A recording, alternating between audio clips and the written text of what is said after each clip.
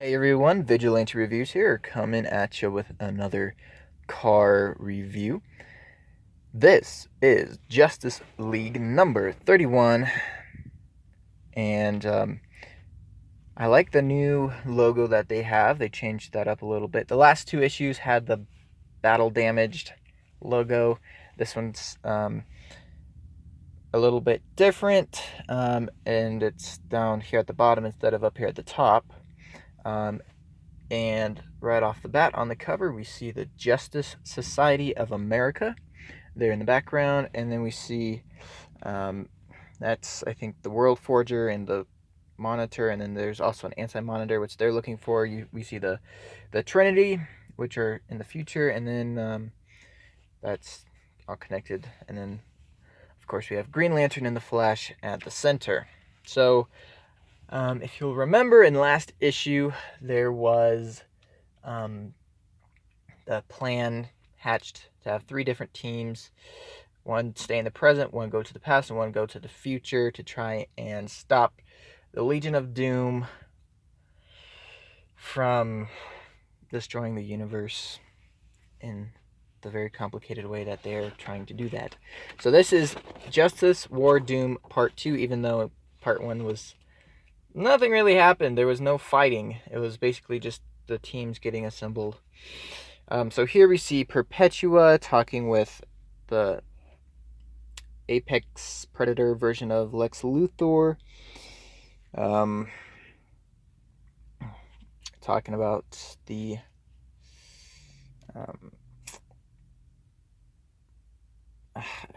they're talking about all the metaphysical mumbo jumbo going on. This is what I care about right here, the Justice Society of America. Ever since I really, well, back when I was into the Flash TV show and Jay Garrick was part of that whole season, I think that was season 2. I think so, season 2. I have been looking for the Justice Society of America in comic books so I could read more about Jay Garrick, but nothing was really going on at the time besides Earth 2, which had some weird stuff going on. This is more the classic. So this is, I guess, this Earth's version of the Justice Society of America. Anyway, I still need to look up this guy's name. But I think it's Allen something. Scott Allen, I think. And then you've got Jay Garrick right here. And then you've got Dr. Fate, Hawkman, which is Carter Hall, who knows Shayera Hall. They were husband and wife. Current day Hawk Girl is now Kendra, who's in the stupid version of Hawk Girl from Legend of Tomorrow.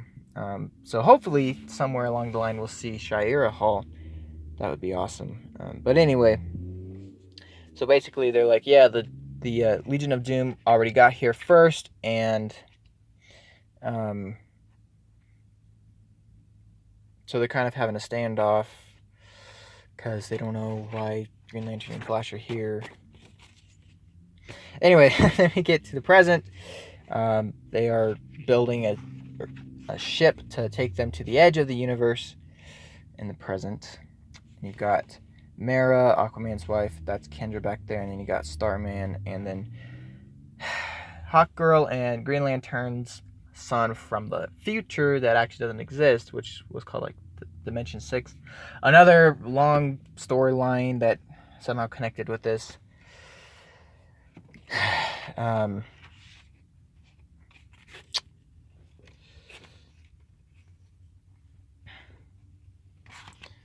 So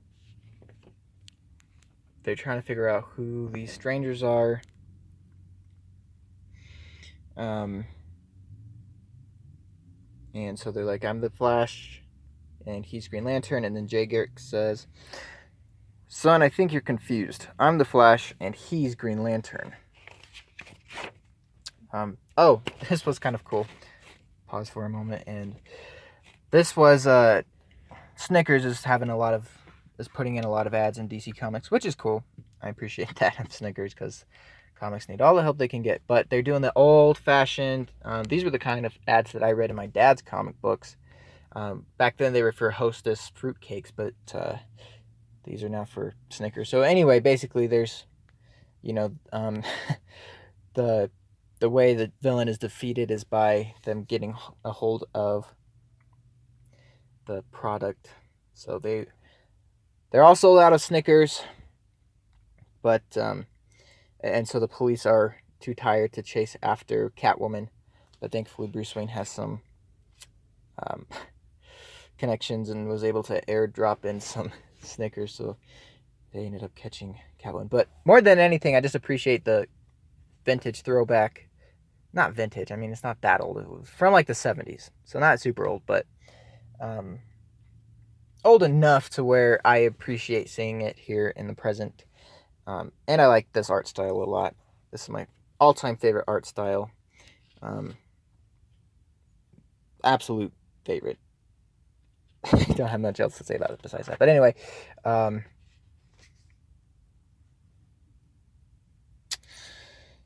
so yeah, they're like, Green Lantern says, yeah, my friend and I belong to a group of Earth-based heroes called the Justice League.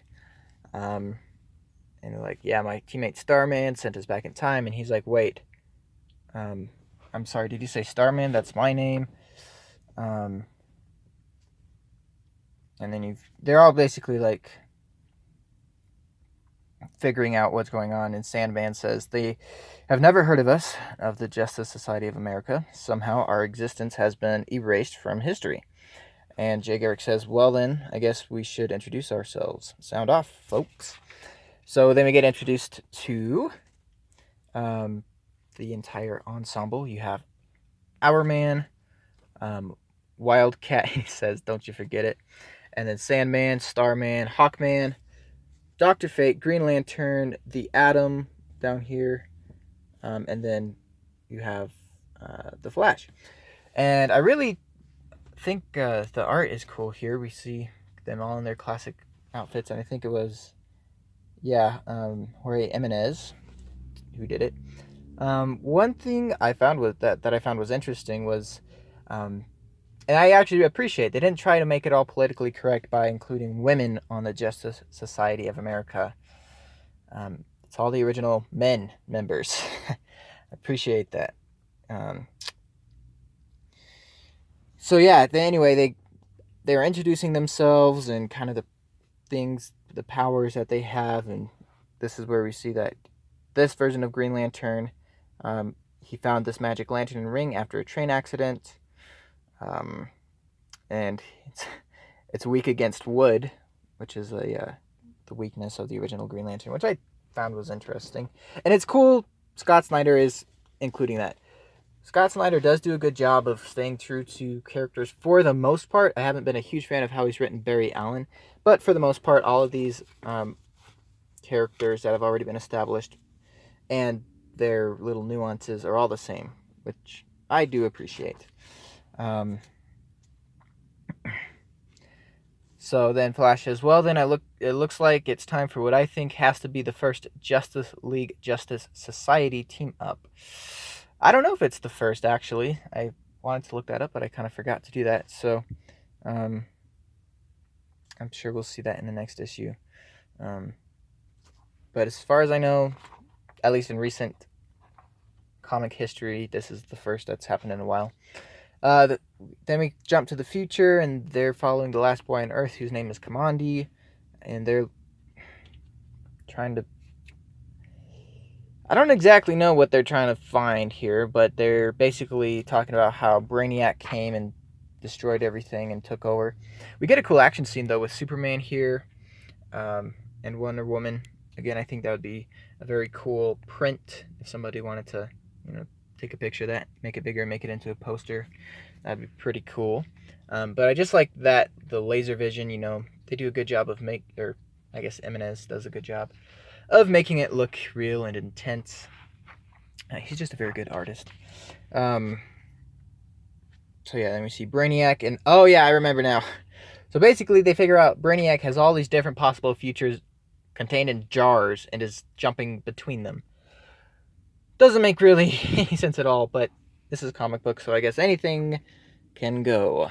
And then we see the present, and they are getting ready to head to the edge of the universe, but then Shane receives a psychic premonition that Lex Luthor and Perpetua are already on their way. So they're like, well, let's get there as fast as possible. And then we jump back to the past, and oh yes, so this is right before the book ends, but Dr. Fate transports them to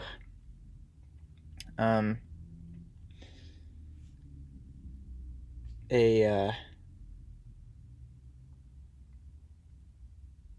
island. What did they say? I think it's a U.S. territory outside the Pacific. The natives call it Hawaii. And this turns out to be Pearl Harbor, December 7th, 1941, which of course is when Japan attacked Pearl Harbor, and that's what really got America into World War II. So I had kind of mixed feelings about this when I first read it, because it's such a horrible moment in American history, and there's so much impact to Pearl Harbor and everything that happened there, because of course that's what led to America sending troops over to Germany and Japan and everything that happened in World War II. So it's a very powerful setting. And so I don't know, it would, for a lot of people these days, I don't think it has the same impact. It's like, oh yeah, that was this place in history. Even like for Scott Snyder's generation, who's I think just the generation before mine, it doesn't have the same meaning.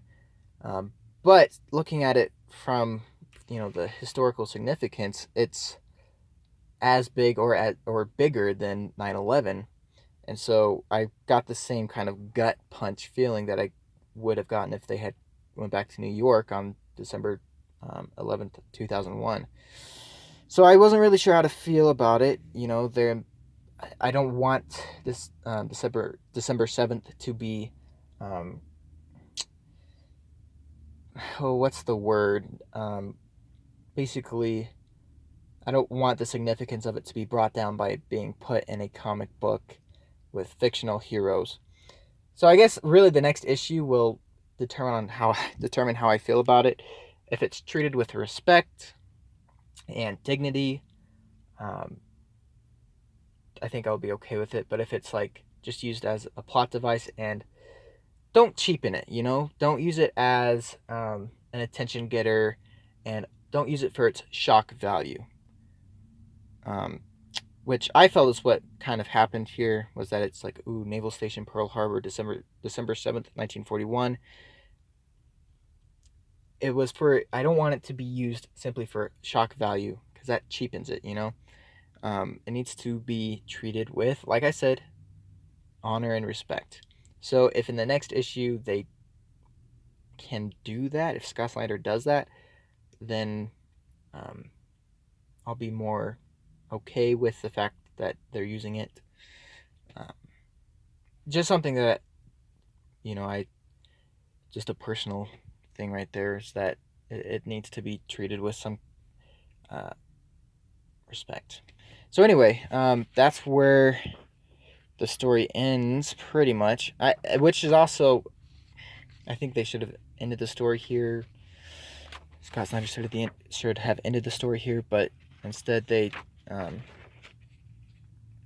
decide to go forth, and we meet the Justice Legion A, which are all under Brainiac's control somewhere in the future. Oh yeah, they hop over to another future and meet up with the Justice Legion A. So they hop basically from one future jar to another future jar. And then we see this spread of what's happening in the different times. So we see this is the future. This is the present, And then in the middle we have the past. You can see the Japanese planes flying over Pearl Harbor with Gorilla Grodd and the Cheetah and Sinestro all flying one of the airplanes, which to me is more villainous than anything they've done in the last 30 issues, which says a lot about how I view Pearl Harbor, because Scott Snyder has tried to make these people do some pretty crazy crap. But we see, obviously, Sinestro's plane emitting his purple ultraviolet ring energy. So again, I don't know how I felt about this. Like I said, the next issue we'll see how that goes. But it is good that at least, I guess, the villains are flying the planes, so that really shows that the Japanese were the bad guys, because some people try and argue that they were just defending against the US, which is total BS. So anyway, I'm very mixed on my feelings towards Scott Snyder using Pearl Harbor. Like I said, we'll see in issue 32 what comes of it, but as of right now, I'm going to hold my judgment. But Scott Snyder should tread very carefully here, if he does not want to make me, and I'm sure other readers, very upset. We end off with Aquaman coming back into play here. He's been gone since, I think, Drowned Earth, which was an event back in it was around the time the Aquaman movie came out. So I think that was that 2018? I don't remember. See, and that's what happens when you have stories that go on for 31 issues. You totally forget what's happened. So anyway, we see him revealed. I kind of honestly forgot he had left. But he's back now. He says you can count on Aquaman, and then next issue will be Acts of War, which of course I'm sure is an allusion to Pearl Harbor. But anyway, that's where the issue ends, and overall it was interesting. I think this should be called Prelude to War or something like that, instead of Justice Doom War Part 1 and Part 2, because they haven't fought yet. It should be called Prelude to War Part 1 and Part 2, and then when we actually see him come, fist to fist, then, start that issue call that issue the Justice Doom War Part 1. But anyway, thank you all for watching. Let me know what you thought about them including Pearl Harbor, about Scott Snyder writing Pearl Harbor into this story. If you think that's appropriate, or if you think it would have been better to come up with maybe a fictional historical event, or something with less significant and sorrowful meaning. I'm interested to hear y'all's thoughts on that. But anyway, thank you so much for watching, and I'll see y'all in the next video. Bye.